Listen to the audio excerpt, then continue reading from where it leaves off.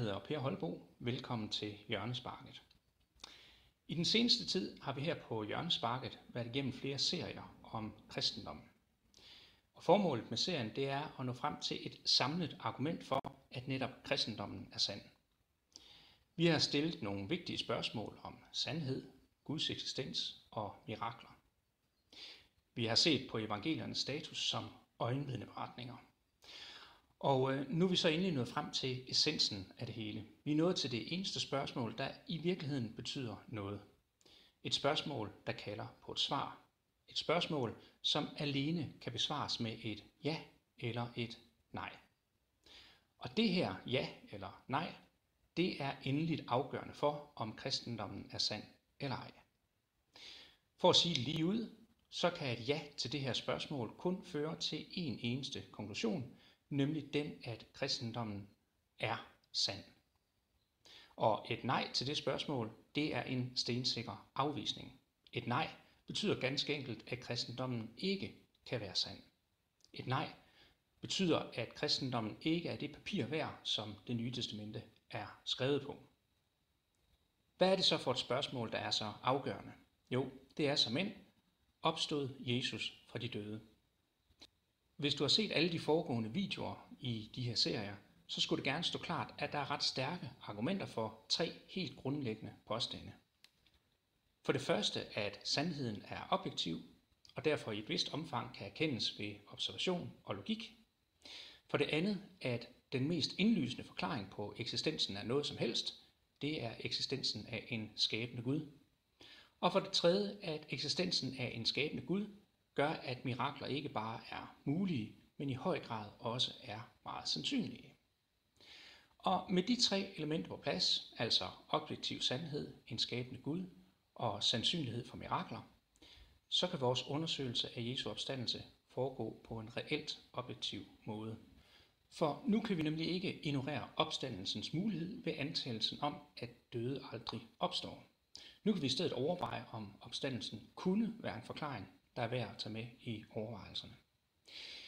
Der er 5 historiske fakta om Jesu opstandelse, som er vigtige i bedømmelsen af, om Jesus virkelig opstod fra de døde. For det første, Jesus blev korsfæstet af romerne under Pontius Pilatus. For det andet, Jesus blev lagt i en grav, der lå et offentligt sted. For det tredje, graven var efterfølgende tom. For det fjerde, apostlene var så overbeviste om at have set Jesus som opstanden, at de var villige til at gå i døden for den overbevisning. For det femte, Saulus fra Tarsus var en aggressiv forfølger af de kristne, men blev pludselig kristen, fordi han mente at have mødt Jesus i et syn. Bemærk, at alle de her 5 fakta, det er noget, som selv de mest bibelskeptiske forskere, de er enige i. Det er altså ikke påstande, som er sådan specielt kristne. Det er derimod påstande, som er akademisk velfunderede. Det er påstande, som kommer så tæt på at være historiske fakta, som man overhovedet kan komme. Tag nu for eksempel sådan en som Bart Ehrman. Han er en af de mest negativt stemte forskere. Bart Ehrman er med i det, man kalder for The Jesus Seminar. Det er en interessegruppe, der arbejder for at modbevise troværdigheden af evangeliet. Og Bart Ehrman, han siger sådan her. Det er et historisk faktum, at nogle af Jesu følgere troede på, at han blev oprejst fra de døde kort tid efter sin henrettelse. Vi kender nogle af disse troende ved navn. En af dem, apostlen Paulus, hævder ret enkelt at have set Jesus i live efter hans død. Dermed begynder kristendommen for historikeren efter Jesu død, ikke med opstandelsen selv, men med troen på opstandelsen. Et andet sted siger han sådan her. Det er indiskutabelt, at nogle af Jesu følgere troede på, at han blev oprejst fra de døde, og at noget må være sket for, at de troede sådan. Vores tidligste kilder er konsistente i forhold til det punkt, og jeg tror, de giver os historisk troværdig information om dette nøglepunkt. Disciplenes tro på opstandelsen var baseret på visuel oplevelse. Faktisk så er der kun en af de førnævnte 5 påstande, som The Jesus Seminar ikke er enige i, men som stort set alle andre er enige i. Og det er påstanden om den tomme grav. Derfor vil jeg lige tage fat i 2 væsentlige argumenter for den tomme grav. For det første så er evangelierne skrevet inden for en tidsramme på højst 65 år efter korsfæstelsen. Dertil kommer, at Paulus' breve er skrevet inden for en tidsramme på højst 35 år efter korsfæstelsen. Det er altså alt sammen skrevet på et tidspunkt, hvor rigtig mange af dem, der har kunnet bevidne eller afkræfte påstanden, de er stadig i live. Og det gælder jo altså både tilhængere og modstandere af de kristne. Vi har ikke en eneste kilde, der hævder, at graven ikke var tom, eller at Jesus slet ikke blev lagt i en grav. Til gengæld så har vi rigelige af kilder, der bekræfter gravlæggelsen og efterfølgende den tomme grav. For det andet, så er det bemærkelsesværdigt, at evangelierne fortæller, at de første, der kom til den tomme grav, det var kvinder. På den tid var kvinders vidnesbyrd per definition utroværdigt. Kvinder kunne ikke engang bruges som vidner i retssystemet. Der er endda en bøn ifølge de rabbinske traditioner, hvor man siger tak til Gud, fordi man ikke er blevet skabt som kvinde. Alligevel så er det kvinder, som først ser den tomme grav. Hvis fortællingen om den tomme grav skulle være opfundet, så ville det være mærkeligt at sætte kvinder ind som de første vidner. Tværtimod, så vil man forsøge at undgå det. Og alligevel så er det det, som evangelierne beretter. Det peger på, at beretningen er sand. Når vi nu har etableret de 5 påstande som historisk meget sandsynlige, så må vi se på, hvad de kan fortælle i forhold til, om Jesus virkelig opstod for de døde. Apostlenes påstand, det er opstandelsen. Bart Ehrmans konklusion er, at apostlene har haft en visuel oplevelse, men han kommer det ikke nærmere end det. Så lad os først se på, hvorfor Ehrman og mange andre med ham når frem til den konklusion, at apostlene har haft en eller anden visuel oplevelse. For det første så blev Jesus korsfæstet af romerne under Pontius Pilatus. Det vi ellers ved om romerne, og det vi ved om den måde, som romerne henrettede folk på ved korsfæstelse, den fortæller os, at Jesus helt sikkert døde af det. Gennem historien så har man forsøgt sig med forskellige udgaver af det, der har fået fællesbetegnelsen swoon-teori. Den blev formentlig første gang fremsat af tyskeren Karl Friedrich Barth i 1780, og dernæst så er den kommet i forskellige versioner af blandt andet franskmanden Carl Venturini omkring år 1800, tyskeren Heinrich Paulus fra 1802 og frem, og tyskeren Friedrich Schleiermacher i 1830'erne. Der er forskellige versioner af teorien, men de kredser alle sammen om den idé, at Jesus var skindød eller i koma, og at essenerne, en hemmelig jødisk orden, skræmte de romerske vagter væk foran graven og reddede Jesus ud. Der er flere problemer med swoon-teori. For det første så var de romerske soldater trænede i henrettelse. De vidste udmærket godt, hvad de lavede. For det andet så var det sådan, at hvis soldaterne ikke udførte henrettelsen ordentligt, ja, så måtte de overtage pladsen for den, der skulle henrettes. Det er en pæn god grund til at sikre sig, at den person, man henretter, rent faktisk er død. For det tredje, så fortæller Matthæus evangeliet, at soldaterne stak Jesus i siden med et spyd, og at det fik blod og vand til at flyde ud af såret. Dengang vidste man ikke, hvad for en betydning det havde, og vi ved, at de ikke vidste det, for kirkefædrene gør sig alle mulige forskellige spekulationer over, hvorfor den detalje er med. De forsøger sig endda med den forklaring, at det skal forstås symbolsk, altså at vandet og blodet, det repræsenterer henholdsvis dåb og nadver. Så vi ved, at de ikke var klar over betydningen af det her. I dag, der ved vi, at når der flyder blod og vand ud af såret i siden, så er det et tydeligt tegn på, at Jesus var død. Og ikke nok med, at vi ved, at han var død, vi kender også dødsårsagen.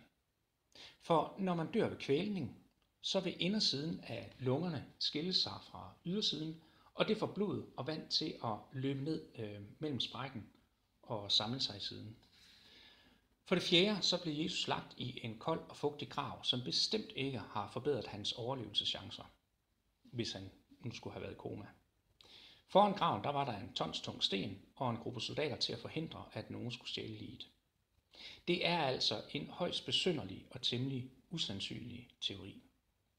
En anden række af teorier går på, at enten disciplene, romerne eller jøderne, det vil sige det jødiske råd, at de skulle have fået fjernet liget fra graven.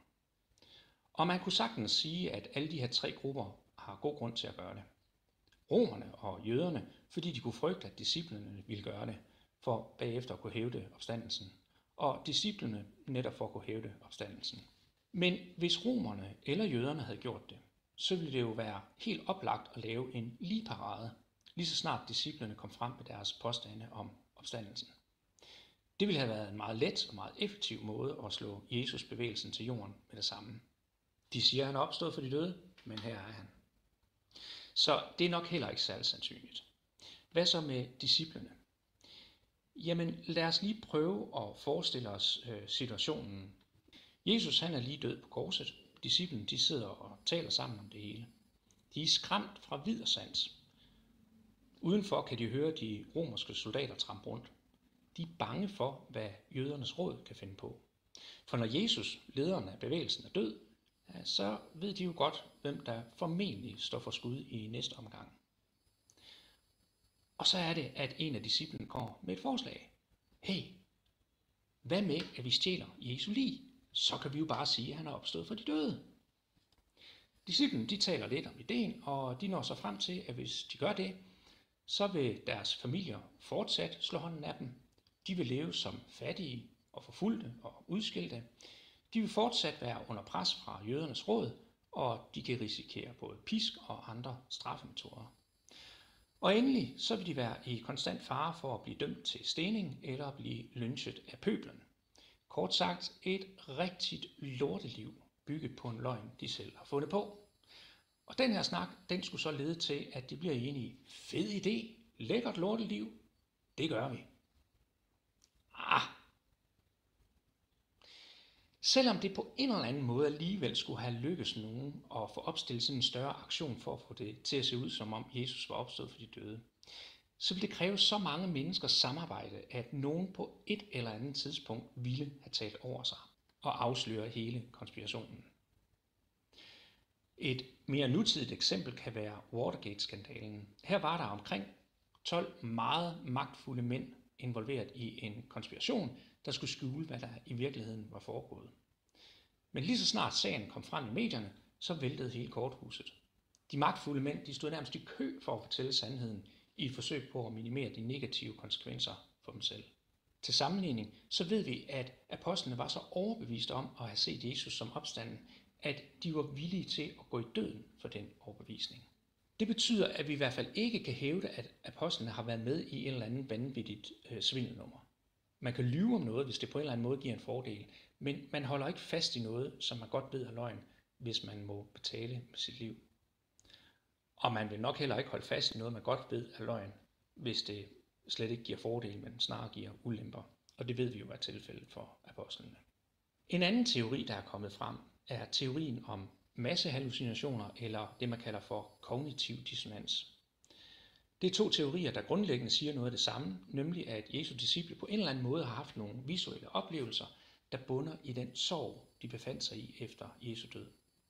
Men også her er der gevaldige problemer. For det første så er massehallucinationer, det er en forestilling inden for psykiatrien, som psykiatrien i dag afviser. Massehallucinationer, det kan ganske enkelt ikke lade sig gøre, og der har aldrig været påvist eksempler på det. Årsagen er, at hallucinationer af enhver art, det foregår inde i hovedet på folk. Det betyder, at selv hvis flere mennesker gejler hinanden op, så ser de aldrig det samme. De ser ting, som bygger videre på det, som andre har fortalt, de ser, men de ser altså ikke det samme. At hallucinationer foregår inde i hovedet, det betyder også, at den, der hallucinerer, nok kan se og høre sin hallucination, og i nogle tilfælde endda lugte den, men de kan aldrig røre ved deres hallucination. Når det gælder kognitiv dissonans, som jo altså ikke skal forstås som egentlige hallucinationer, men mere som sådan en slags forestilling om noget, hvor man bilder sig selv ind, at man har set noget, man reelt ikke har set, så gælder der nogenlunde de samme ting som ved hallucinationer. Man kan ikke røre ved det, man tror, man har set. Og man forestiller sig aldrig det samme, men bygger snarere oven på det, som andre har fortalt om. Oven i det, så er kognitiv dissonans kendetegnet ved at være ret skrøbelig i sin forklaringskraft for den, der oplever den. Hvis blot en eller to af ens venner stiller spørgsmålstegn ved det, man mener har set, så afviser man det ret hurtigt. Det ser man blandt andet ved soldater, der vender hjem fra krig med PTSD. For både kognitiv dissonans og massehallucinationer, der gælder det desuden, at jo flere situationer, hvor nogen mener at have set noget, og jo flere forskellige steder, man mener at have set noget, jo mindre sandsynligt bliver teorierne. Når det gælder Jesu opstandelse, så har vi mange forskellige oplevelser beskrevet på mange forskellige steder og af mange forskellige mennesker. Vi har endda beskrivelser, der foregår så langt fra hinanden, at de mennesker, der har set noget, ikke har kunnet nå at få kontakt med hinanden mellem synene. Og endelig så er der Saulus fra Tarsus, som giver alle teorierne her dødsstødet. Saulus var en aggressiv forfølger af de kristne, men blev lige pludselig kristen, fordi han mente at have mødt Jesus i et syn. Se, det kalder på en ganske særlig forklaring. De her teorier, de står meget svage i forhold til disciplens oplevelser, men når det gælder Saulus fra Tarsus, så bliver teorierne håbløst ineffektive som forklaring. Han havde absolut ingen interesse i at opgive sin stræben mod magt i det jødiske samfund. Han havde det hele: råd til anerkendelse, tempelsoldater og penge nok til et liv i luksus. Hvorfor i alverden skulle han dog have et brændende ønske om at se Jesus opstået for de døde? Nej, teorierne holder ikke, og særligt er Saulus fra Tarsus afgørende for, at selv Bart Ehrman må komme til den konklusion, at apostlene, de har set et eller andet. Det kan ikke bare være hallucinationer, eller kognitiv dissonans, eller konspiration. De har set noget, der har forandret deres liv markant. Apostlene påstår, at de har set Jesus opstået for de døde. Bart Ehrman og andre skeptikere påstår, at apostlene har set et eller andet. De kommer ikke med et forslag til, hvad det eventuelt kunne være, men de holder alligevel fast i, at det kan i hvert fald ikke være opstandelsen. Og argumentet for, at det ikke kan være opstandelse, ja, det er sådan set bare, at mirakler ikke kan lade sig gøre. Og så er vi igen tilbage ved, at det hele afhænger af en antagelse. Eksisterer Gud? Hvis ikke han gør, så kan mirakler ikke lade sig gøre. Men hvis han gør, så er mirakler ikke bare mulige, de er også meget sandsynlige. Og hvis mirakler kan lade sig gøre, så er opstandelsen den langt mest sandsynlige forklaring på, hvad der skete efter Jesu død. Og her til sidst så vil jeg bare sige, at hvis du gerne vil abonnere på min kanal, så kan du klikke her. Og hvis du gerne vil se en video mere, ja, så kan du klikke her.